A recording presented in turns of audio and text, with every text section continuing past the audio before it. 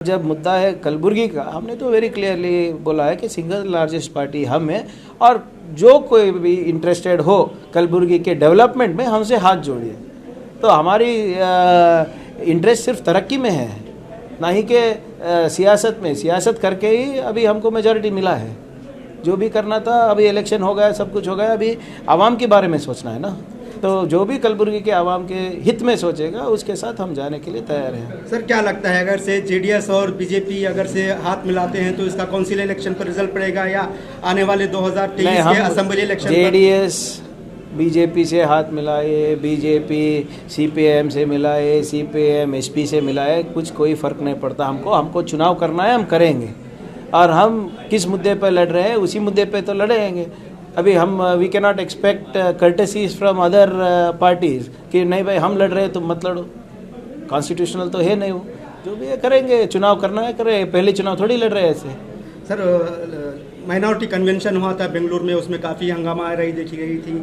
Minorities में काफ़ी गमो गुस्सा है कि डीके शिव कुमार ने थोड़ा गुस्से से जो है स्टेज से एड्रेस किया। नहीं, बात माइनॉरिटी की नहीं है, बात पार्टी की है। कौन सा भी समावेश रहने दीजिए, डिसिप्लिन इज़ अ मस्ट। ऐसा ना समझिए कि माइनॉरिटी फंक्शन था इसलिए ऐसा बोले।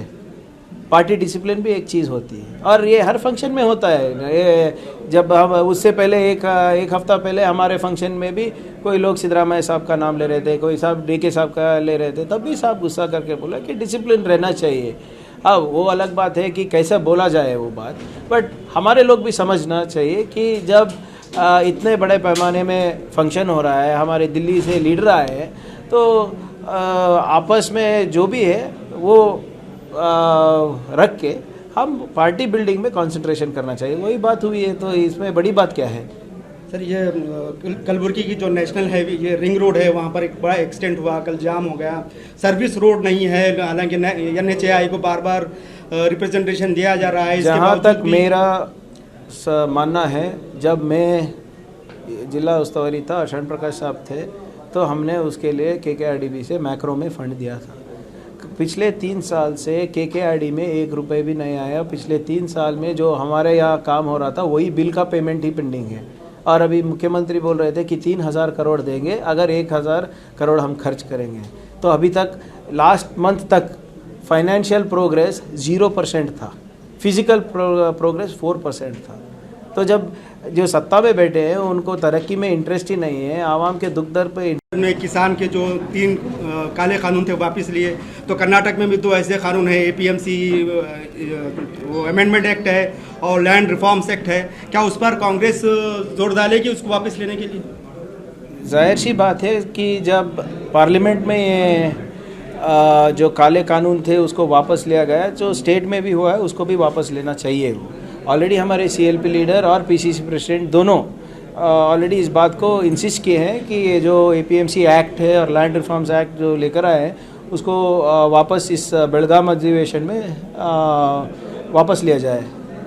सर और क्या क्या इश्यूज है कांग्रेस में? ये तो जो मेजर है इशू तो बहुत है। ये महंगाई का मुद्दा है और ख़ासकर हमारे जो कल्याण कर्नाटका, मुंबई कर्नाटक में जो बारिश से हुई क्रॉप लॉस है, इंफ्रास्ट्रक्चर लॉस है, उसका है, कोरोना का है, और जो फंड्स आने थे कल्याण कर्नाटक को वो नहीं आए। तो मुद्दे बहुत हैं, सबको एक एक लेके डिस्कस करने की कोशिश करेंगे।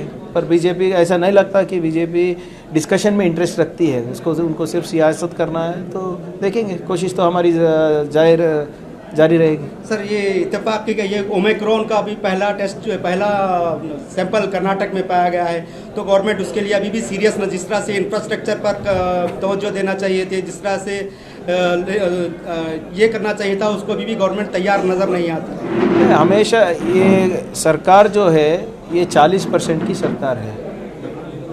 ये इनका इंटरेस्ट सिर्फ पैसे कमाने में है, ना ही के लोगों के दुख दर्द समझने में।